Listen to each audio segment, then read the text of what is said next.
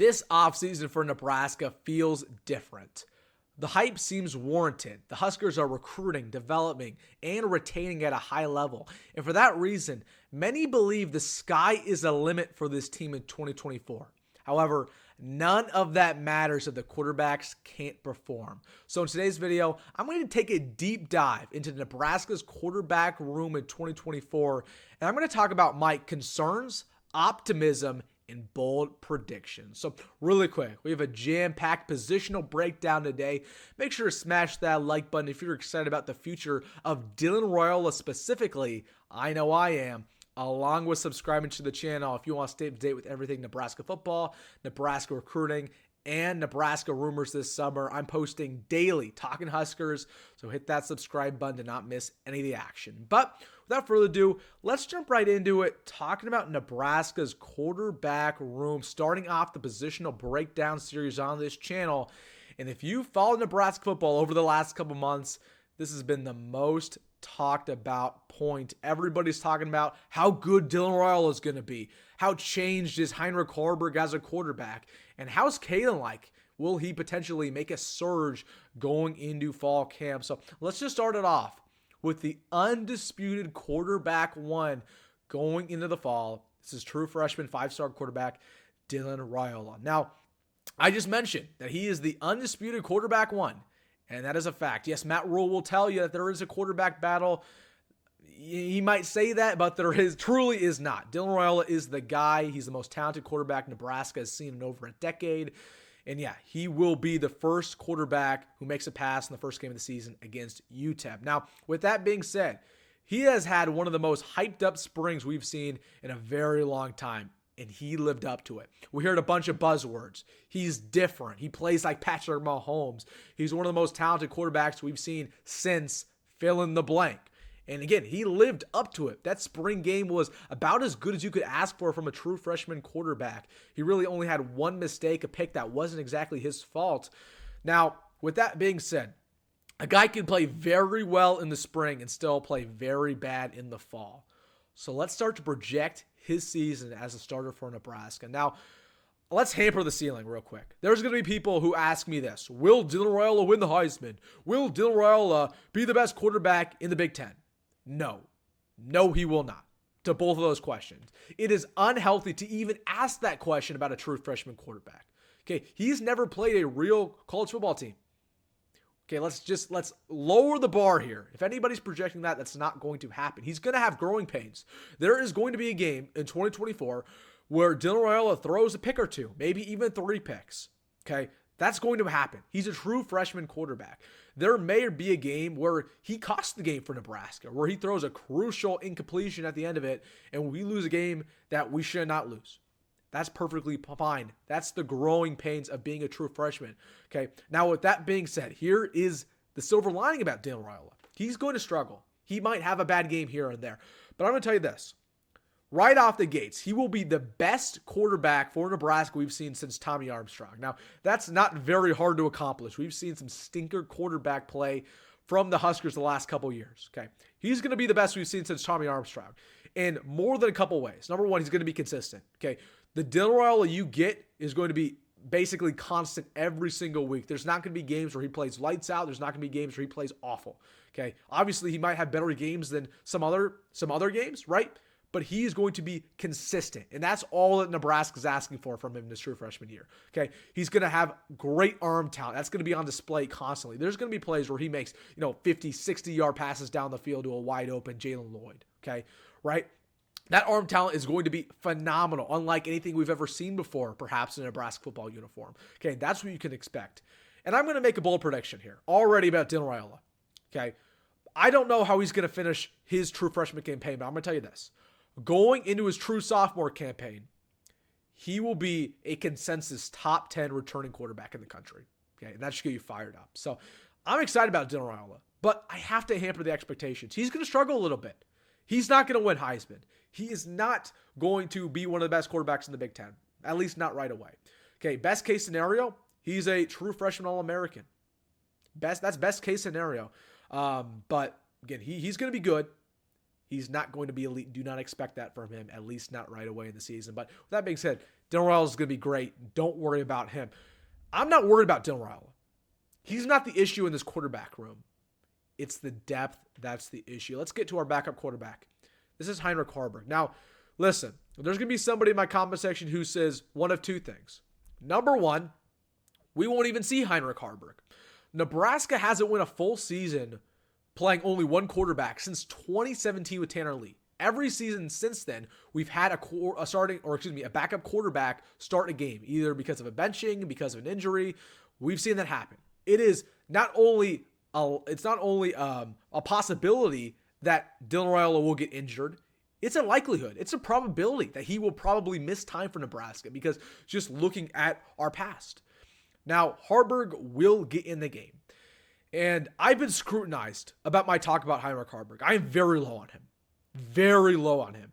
And a lot of people comment on my videos and they're very high on Heinrich Haarberg. They say this. They think that he's wildly improved, that he balled out in the spring game.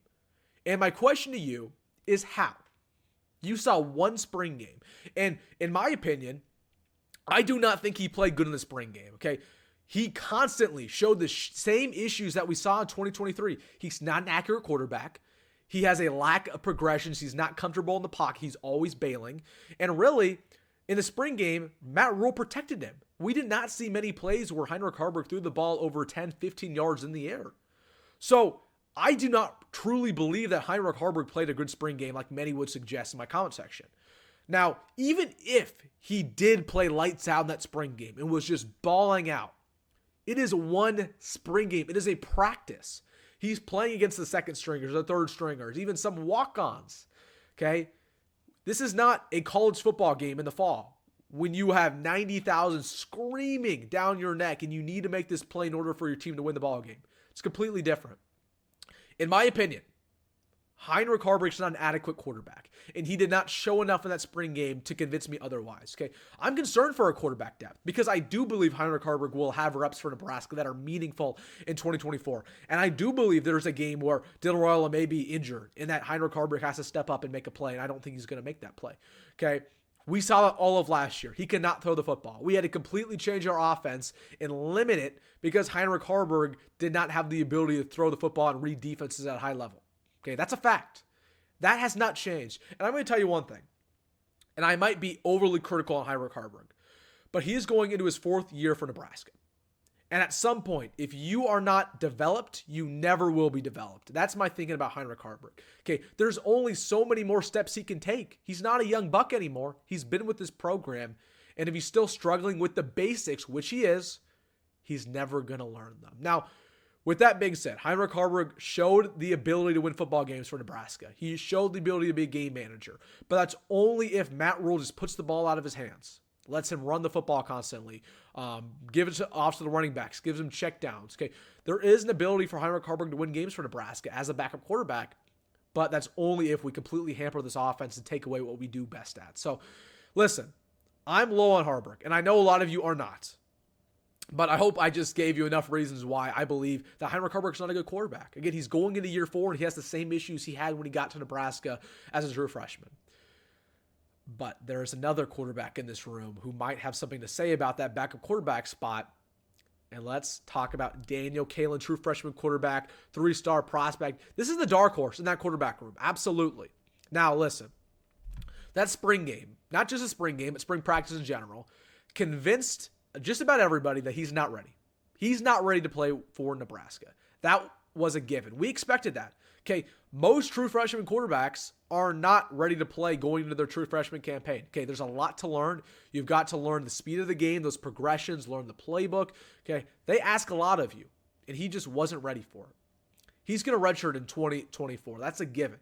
Okay, there might be a time where he gets in crunch time, or not crunch time, in garbage time, perhaps in that Northern Iowa game where, we give him some reps. But other than that, I do not believe Daniel Kalein will play for Nebraska. Now, with that being said, it was reported about after the spring game, that he is considering his options after the spring game because he understands that he did not play well enough in spring practice. And a lot of the same concerns that he had last December when he was considering decommitting from Nebraska, they're popping up again. Will I ever play for the Huskers? Do I really want to wait 3-4 years to have my opportunity? Now, I'm going to say this. Whether Daniel Kalein actually transfers or not when the portal opens back up in December, that's to be determined. But his future is so bright for Nebraska. That's what he needs to understand. Okay, he needs to trust two things: his development and the process. And Matt Rhule, last but not least. Okay, Matt Rhule knows how to get him to the NFL. He's been in the NFL. He's been a head coach. He understands the type of talent that is needed. Okay, and if he sits there for 3 years and learns the playbook, learns the offense, continues to develop his skills, he's going to be phenomenal for Nebraska going into that 4th year. And I'm going to throw out an alternate scenario.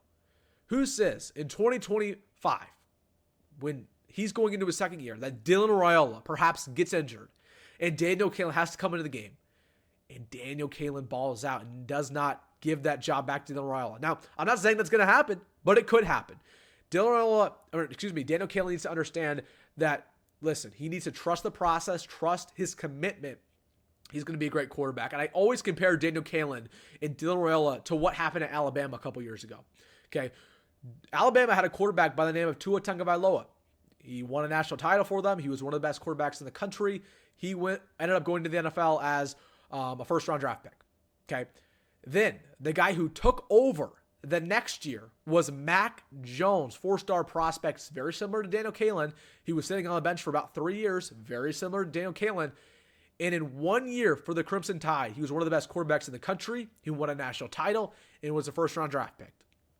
That is the same thing I want to see with Daniel Kalein and Dylan Raiola. Dylan Raiola is going to start the next 3 years. He's going to be elite. He's going to be one of the best quarterbacks in the country, and he'll be a first-round draft pick. Then Daniel Kalein, after soaking up all that information, soaking up all the development that he could, he will step in going into his 4th year, ball out, and go to the NFL. And here's what the last thing I'll say about Daniel Kalein.